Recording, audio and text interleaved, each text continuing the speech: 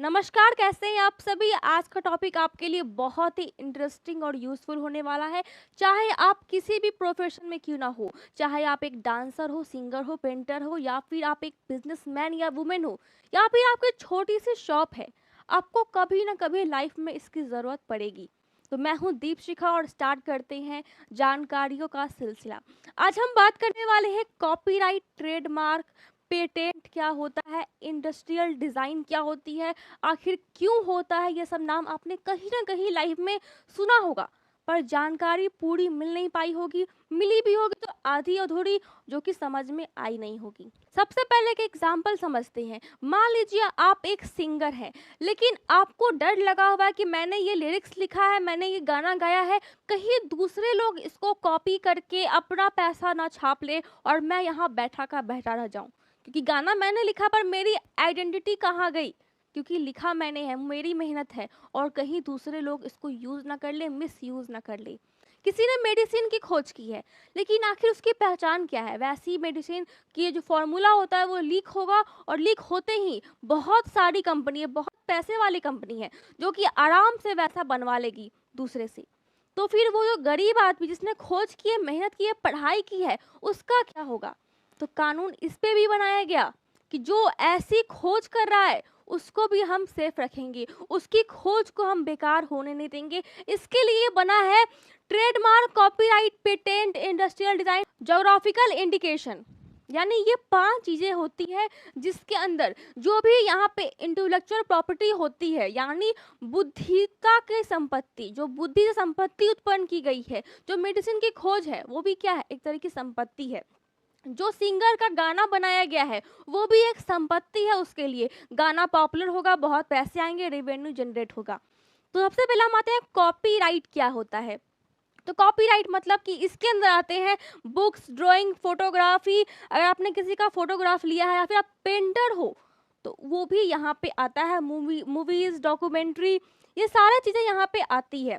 उसके बाद dance step, dance step भी होते हैं, हुक स्टेप होते हैं बहुत लोगों के। गोविंदा के हुक स्टेप यहाँ पे रजिस्टर करवाए गए हैं। तो बहुत लोगों के जो डांस स्टेप कोरियोग्राफी होती है वो भी कॉपीराइट के अंदर आती है, आप रजिस्टर करवा सकते हो। आपने किसी नई डांस स्टेप का इन्वेंशन किया है, कॉपीराइट करवा लो। दूसरा अगर उसको यूज़ करेगा तो आपको वो पैसा देगा रेंट के रूप में।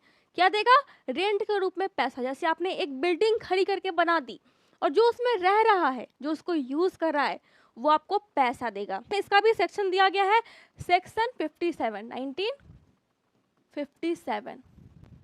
और अगर आपका कॉपीराइट, आपकी जो म्यूजिक एल्बम है, आपकी जो मेडिसिन है, मेडिसिन इसके अंदर नहीं आता है वैसे, वो मैं बताऊंगी क्यों नहीं आता है। आपकी फोटोग्राफी, आपकी पेंटिंग है, आपकी ड्राइंग है, आपने कुछ पोयम लिखा है, अगर किसी और ने यूज करके उसका पैसा जनरेट कर रहा है, रेवेन्यू जनरेट कर रहा है, तो उस पे आप कॉपीराइट क्लेम डाल सकते हो। उसके बाद आप उस पर केस भी कर सकते हो। जैसे किसी बुक ने, किसी ऑथर ने बुक लिखी है, चाहे वो अकाउंट्स की बुक हो, साइंस की बुक हो, या फिर आर्ट्स की बुक हो। अब वो ऑथर बहुत मेहनत करके, सालों मेहनत करके वो बुक बनाया है, लेकिन जो प्रिंटिंग मशीन वाला है वो क्या करेगा, वो उस बुक को लाएगा, फोटोस्टेट करके नया बुक निकाल सकता है, लेकिन उसको राइट नहीं है, क्योंकि वो बुक रजिस्टर करवाई गई है कॉपीराइट के अंदर। और अगर वो बुक राइटर उस पर क्लेम डालता है फोटोस्टेट करने वाले आदमी के ऊपर, तो उसको जुर्माना भी देना पड़ेगा, प्लस सेक्शन 63, सेक्शन 63 के अंदर उसको कम से कम 6 मंथ से लेकर के 3 ईयर तक जेल भी हो सकती है, और जुर्माना, पेनल्टी अलग देना पड़ता है उसको। तो ये क्या है, ये आता है हमारा कॉपीराइट। यानी हमने अपनी बुद्धि की संपत्ति को विकसित किया, हमने कुछ लिखा, कुछ पेंटिंग की, कुछ बनाया, कुछ अपना जो क्रिएशन होता है वो दिखाया, और हमने उस पर कॉपीराइट डलवा करके उस पर आराम से मैं अब कमा सकता हूँ लाइफ टाइम। अगर मेरा प्रोडक्शन अच्छा है तो लाइफ टाइम मुझे पैसा मिलेगा। जो लोग मेरे चीज़ों को यूज़ करेंगे वो मुझे रेंट दे रॉयल्टी के रूप में। रॉयल्टी एक चैप्टर है जो कि अगर आप कॉमर्स पढ़े हैं तो आपको पता होगा। अब रजिस्टर कैसे करवाते हैं, इसके भी कुछ तरीके होते हैं, कुछ प्रोसेस होते हैं जो कि बहुत सिंपल और बहुत आसान है, जो कि इस तरह है, आपको स्क्रीन पर दिख रहा होगा। पहला है filling an application in IPO office. यानी यहाँ पे क्या है, इंटेलेक्चुअल प्रॉपर्टी, यहाँ पे क्या है, इंटेलेक्चुअल प्रॉपर्टी राइट्स, ये क्या है, आईपीआर, इसके अंदर ही रजिस्टर होता है ये कॉपीराइट का सारा section. Examination on application, third है पब्लिकेशन ऑफ एप्लीकेशन, फोर्थ है ऑपोजिशन इफ एनी, क्या कोई ऑपोजिशन है, वो भी हम सर्च करते हैं कि कहीं आपने जो बनाया है, जो आपकी क्रिएशन है, कहीं किसी और के माइंड में भी ये क्रिएशन तो नहीं आई है, तो वो भी हम देखते हैं, चेक करते हैं, उसके बाद ही आपको यहाँ पे मिलता है कॉपीराइट का डिग्री सर्टिफिकेट। फिर नेक्स्ट क्या है हमारा, लास्ट, कॉपीराइट रजिस्ट्रेशन डन, यानी अब ये सारे प्रोसेस होकर के हमारा रजिस्ट्रेशन डन हो गया और हमें कॉपीराइट का ठप्पा लग गया। नेक्स्ट आता है हमारा पेटेंट, यहाँ पे क्या है नेक्स्ट हमारा पेटेंट। अब जब भी आप कुछ प्रोडक्शन कर रहे हैं, मेकअप मशीन मंगा रहे हैं, कुछ नया तरीके का आपका मसाज का तरीका है, आपने कुछ अलग ही इन्वेंशन किया है, या फिर आपने कुछ फोन, ड्राइव, लैपटॉप ये बनाया है, खुद से इन्वेंट किया है, तो इस पे क्या होगा, पेटेंट होगा। जैसे मान लीजिए पहले क्या था, पुराने ज़माने में जब बहुत साल पहले पेटेंट का सिस्टम नहीं था, कॉपीराइट नहीं था, ट्रेडमार्क नहीं था, इस वजह से हमारे पास बहुत चीज़ें नहीं है जिसकी पेटेंट, हमारी खोज हमारी है लेकिन पेटेंट विदेशों की है।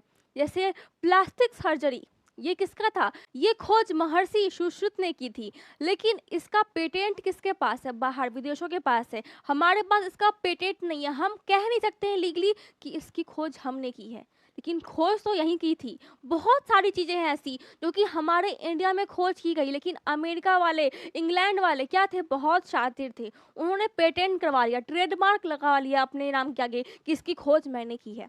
तो हम दावा नहीं कर सकते हैं लीगली, लेकिन खोज हमारी थी। वैसे ही अब हमारे पास दिमाग आ गया है, तो अब हम फटाफट कुछ भी बनाएंगे और उस पर पेटेंट ले लेंगे, ट्रेडमार्क ले लेंगे और कॉपीराइट ले लेंगे। तो इसके अंदर क्या कहता है, प्रोडक्शन, आपने किसी चीज़ का प्रोडक्शन किया है, कोई आपकी अलग तरीके की प्रोडक्शन कंपनी है, आपका प्रोसेस अलग टाइप का है, किसी मेकअप प्रोडक्ट या फिर किसी दवा को बनाने का कुछ प्रोसेस है, मेथड है अलग टाइप का, तो उसके लिए भी आप पेटेंट ले सकते हैं। मेडिसिन बनाने के लिए ले सकते हैं आप, प्रोसेस सिस्टम के लिए ले सकते हैं, वही बात डिवाइस, फ़ोन, लैपटॉप, जो भी तरीका होता है पेटेंट, उस पर आप ले सकते हैं। तो ये हो गया पेटेंट की बात। इसका भी रजिस्ट्रेशन का सेम यहाँ पे सिस्टम है। पहला है patent search, filing patent registration application, preparation of patentability report, report भी देनी पड़ती है, सर्च भी करना पड़ता है कि आखिर किसी और की तो नहीं है। उसके बाद आप रिव्यू करेंगे, रिव्यू भी होता है, उसके लिए भी एक एप्लीकेशन आता है, और फिर आपका आराम से आपको मिल जाएगी पेटेंट की सर्टिफिकेट। तो ये सेम और बहुत आसान था इसका लीगल आपका रिपोर्ट लेना। नेक्स्ट आता है हमारा ट्रेडमार्क। अब ट्रेडमार्क में क्या है, जैसे logo, symbol, colour, name, shape, slogan. Slogan मतलब जानते हैं, जैसे कि भारतीय जनता पार्टी, इसका स्लोगन क्या है, हर घर तिरंगा, नहीं, इसका स्लोगन है अब की बार मोदी सरकार, ये भी इसका स्लोगन है। तो ये क्या है, ये ट्रेडमार्क है किसका, बीजेपी का। फिर नाइका का, अमेजोन का, बहुत चीज़ ऐसी है जिसका लोगो है और वो फिक्स है, तो सब कुछ क्या है, पेटेंट करवाया गया है। जियो का भी अपना लोगो है, एयरटेल का भी लोगो है, सबका लोगो है जो कि बिल्कुल फिक्स है। माजा, बिस्लरी, सबका लोगो है जो कि ट्रेडमार्क के अंदर आता है। ऐसी चीज़ें जो व्यापारिक संबंधी रखती है, यानी एक तरह का क्या है, ये एक तरह का, ये कह सकते हैं कि मेरा ब्रांड है, तो ब्रांड बन गया, तो ब्रांड बनते ही क्या होता है, ट्रेडमार्क लगा लेते हैं ताकि कोई और इसकी कॉपी करके यहाँ पे पैसा जनरेट ना कर सके। तो अगर ये लोगो आपने ट्रेडमार्क करवा लिया तो फिर ये लोगो आपका हो गया, कोई चोरी नहीं कर सकता है। तो ऐसे ही होता है, ये क्या हो गया, ट्रेडमार्क। एक बात और, जो पेटेंट होते हैं, तो हम पेटेंट ले लेते हैं तो 20 साल तक इसका क्या होता है, ये काम करता है, 20 साल तक आप इसका काम कर सकते हैं। और ये भी कुछ ऐसा ही सिमिलर टाइम में ही होता है, इसका वैल्यू आपको दोबारा फिर से इसको पेटेंट को लेना पड़ता है, 20 साल के बाद वापस से आपको करवाना पड़ता है। तो ये हो गया पेटेंट, ट्रेडमार्क और कॉपीराइट। अब आता है industrial design and geographical indication. तो इंडस्ट्रियल डिज़ाइन में क्या होता है, जैसे आपने कोई कार बनाई है, इंडस्ट्री है ना, तो यहाँ पे बहुत तरह तरह की होती है, एजुकेशन सिस्टम, कार सिस्टम, जो भी है, वैरायटी बहुत सारे हैं। तो यहाँ पे क्या किया, आपने कार बनाया, अब वो कार आपकी है बनाई हुई, और ये एक तरह की इंडस्ट्री है। क्यों, क्योंकि कार की अपनी पूरी दुनिया है, वहाँ पे आप फेमस कर रहे हो उसको, तो क्या हो गया, एक इंडस्ट्री बिल्ड कर रहे हैं आप। तो इसके लिए अगर आप कार बनाते हैं तो बनाइए, किसी भी कंपनी के पास जाइए, आप बताइए कि मेरी ये बनाई गई कार है, टाटा के पास जाइए, किसी के पास भी जा सकते हैं, तो वहाँ पे आपकी वो कार सेल करेंगे, कुछ परसेंटेज आपको मिलेगी और आप लाइफ टाइम रूम रेंट की तरह इस पैसे पे ऐश कर सकते हैं। पाँचवाँ होता है ज्योग्राफिकल इंडिकेशन, यानी यहाँ पे जो भी चीज़ें होंगी वो ज्योग्राफी वाइज होगी, यानी ज्योग्राफी मतलब आप समझ पा रहे होंगे कि सामाजिक, तो मतलब कि किसी स्थान जगह के बारे में होगी, वैसे बिजनेस होंगे। तो एग्जांपल में ले लीजिए कोल्हापुर चप्पलें, कोल्हापुर की चप्पलें बहुत फेमस है।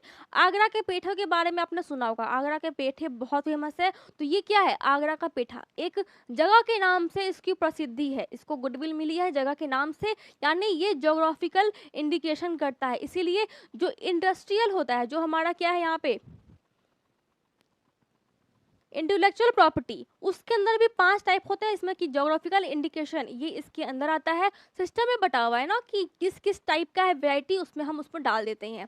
और तो यहाँ पे क्या है, आगरा के पेठे, बीकाजी भुजिया, बीकानेरी भुजिया, कश्मीरी लाल मिर्च, है ना, कश्मीरी लाल मिर्च, कश्मीरी कबाब, ये सब क्या है, ये सब फेमस है किस पे, जगह के नाम से, ज्योग्राफिकली वाइज ये फेमस है। इसीलिए इनको ट्रेडमार्क भी उस हिसाब से ही मिलता है, जो जिसकी जैसी प्रवृत्ति होगी उसको वैसा ही यहाँ पे ट्रेडमार्क मिलता है, पर मिल जाता है और वो आपका होता है, आपसे कोई छीन नहीं सकता है। तो धन्यवाद, आज के लिए इतना ही।